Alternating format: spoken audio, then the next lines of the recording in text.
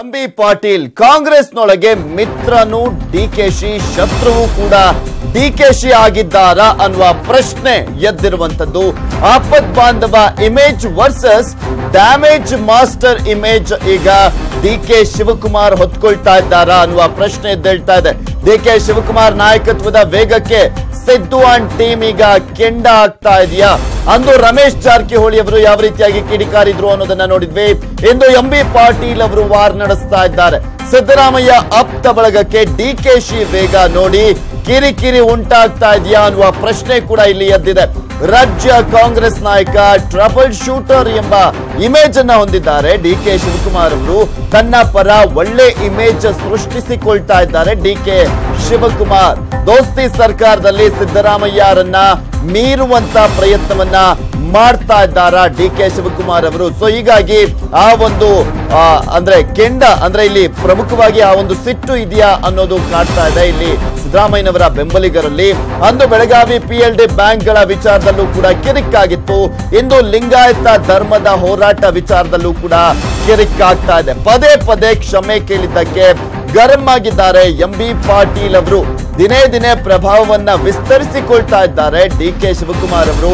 ಬೆಂಗಳೂರು ಗ್ರಾಮಾಂತರದ ಜೊತೆ ಬಳ್ಳಾರಿ, ಶಿವಮೊಗ್ಗದ ಉಸ್ತುವಾರಿ, ದಕ್ಷಿಣ ಕನ್ನಡ, ಮಂಡ್ಯ, ಕೋಲಾರದಲ್ಲೂ ಕೂಡ ಡಿಕೆ ಶಿವಕುಮಾರ್ ಅವರು ಅಬ್ಬರಿಸ್ತಾ ಇದ್ದಾರೆ. ತನ್ನ ಸಾಮ್ರಾಜ್ಯವನ್ನ ವಿಸ್ತರಣೆ ಮಾಡ್ಕೊಳ್ತಾ ಇದ್ದಾರೆ. ಡಿಕೆ ಸಾಮ್ರಾಜ್ಯ ವಿಸ್ತರಣೆ ನೋಡಿ ಕೆಂಡವಾಯ್ತಾ ಸಿದ್ದು ಟೀಮ್ ಅನ್ನುವ ಪ್ರಶ್ನೆ ಈಗ ಎದ್ದೇಳ್ತಾ ಇದೆ.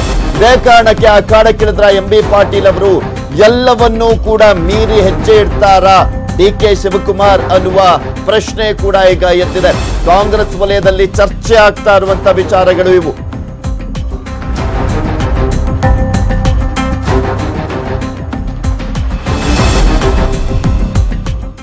ಇದ್ರ ಬಗ್ಗೆ ಮತ್ತಷ್ಟು ಮಾಹಿತಿಯನ್ನ ಪಡ್ಕೊಳ್ಳೋಣ ನಮ್ಮ ಪ್ರತಿನಿಧಿ ಜನಾರ್ದನ್ ಹೆಬ್ಬಾರಿಂದ.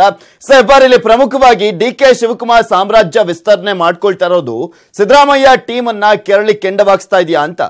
ಖಂಡಿತವಾಗೂ ಪೃಥ್ವಿ, ಯಾಕಂದ್ರೆ ಡಿಕೆ ಶಿವಕುಮಾರ್ ಅವರು ಕ್ಷಮೆ ಕೇಳಲಿಕ್ಕೆ ಇಲ್ಲಿ ಯಾರು ಅಂತ ಹೇಳಿ ಎಂಬಿ ಪಾಟೀಲ್ ಅವರು ಹೇಳಿರುವಂತ ಮಾತಿನಿಂದ ಸಾಕಷ್ಟು ವಿಚಾರ ಇದೆ. ಯಾಕಂದ್ರೆ ಎಂಬಿ ಪಾಟೀಲ್ ಹಾಗೂ ಡಿಕೆ ಶಿವಕುಮಾರ್ ಸದ್ಯ ಕಾಂಗ್ರೆಸ್ನಲ್ಲಿ ಸಮಾನ ಹಂತದ ನಾಯಕರು. ಆದ್ರೆ ಡಿಕೆ ಶಿವಕುಮಾರ್ ರಾಜ್ಯವ್ಯಾಪಿ ವಿಸ್ತರಿಸಿಕೊಳ್ಳಿಕ್ಕೆ ತಮ್ಮ ಪ್ರಭಾವವನ್ನು ರಾಜ್ಯವ್ಯಾಪಿ ವಿಸ್ತರಿಸಿಕೊಳ್ಳಿಕ್ಕೆ ಪ್ರಯತ್ನವನ್ನ ಮಾಡ್ತಾ ಇದ್ದಾರೆ. ಅದೇ ಕಾರಣಕ್ಕಾಗಿ ಒಂದು ಕಡೆಯಲ್ಲಿ ಒಕ್ಕಲಿಗರ ಓಲೈಕೆಯಲ್ಲಿ ಮುಂದಾಗ್ತಾ ಇದ್ದಾರೆ, ಇನ್ನೊಂದು ಕಡೆಯಲ್ಲಿ ಲಿಂಗಾಯತರನ್ನು ಕೂಡ ಸೆಳೆಬೇಕು, ಲಿಂಗಾಯತರಲ್ಲೂ ಕೂಡ ನಾನು ಪ್ರಭಾವಿ ಆಗಬೇಕು ಅನ್ನೋ ಒಂದು ಪ್ರಯತ್ನಕ್ಕೂ ಕೂಡ ಮುಂದಾಗ್ತಾರೆ. ಇದು ಸಿದ್ದರಾಮಯ್ಯನವರಿಂದ ಆದಿಯಾಗಿ ಅವರ ಟೀಮ್ ಎಲ್ಲರಿಗೂ ಕೂಡ ಅಸಮಾಧಾನಕ್ಕೆ ಕಾರಣವಾಗಿದೆ. ಯಾಕಂದ್ರೆ ಮುಂದಿನ ದಿನದಲ್ಲಿ ಡಿಕೆ ಶಿವಕುಮಾರ್ ದೊಡ್ಡ ಮಟ್ಟದಲ್ಲಿ ಬೆಳೆದು ಬಿಡುವಂತ ಸಾಧ್ಯತೆ ಇದೆ.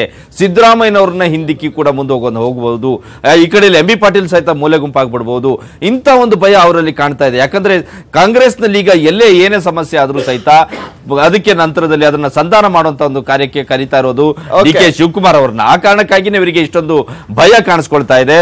ಬೇರೆ ಬೇರೆ ಕಡೆಯಲ್ಲಿ ಉಸ್ತುವಾರಿಯನ್ನು ಕೂಡ ಶಿವಕುಮಾರ್ ವಹಿಸ್ಕೊಳ್ತಾ ಇರುವಂತ ಹಿನ್ನೆಲೆಯಲ್ಲಿ ಈ ಎಲ್ಲ ಒಂದು ಭಯ ನಮಗೆ ಮುಂದಿನ ದಿನದಲ್ಲಿ ನಮಗೆ ಹಿನ್ನಡೆ ಆಗಬಹುದಂತ ಒಂದು ಆತಂಕ ಉಳಿದೆಲ್ಲ ನಾಯಕರಲ್ಲಿದೆ. ಅದೇ ಕಾರಣಕ್ಕಾಗಿ ನೇರವಾಗಿ ಮಾತನಾಡ್ತಾ ಇದ್ದಾರೆ Prithvi. Okay, thank you Janardhan Hebbar ನಿಮ್ಮೆಲ್ಲ ಡೀಟೇಲ್ಸ್ಗಾಗಿ.